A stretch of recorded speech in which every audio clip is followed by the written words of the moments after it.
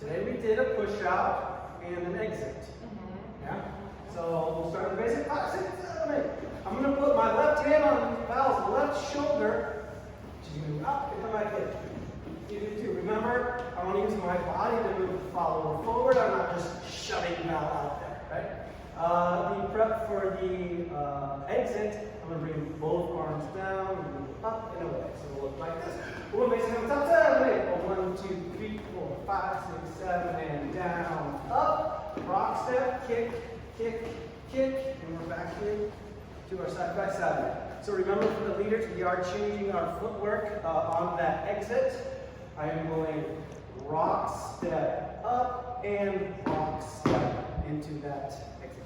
The followers will also get that rock step, and you really don't want to kind of get into the zombie hands and give everything out. Keep it a little bit like contained, and then you get nice connection here. That brings you back into this. That's basically what we did. That's what we did. Table 20.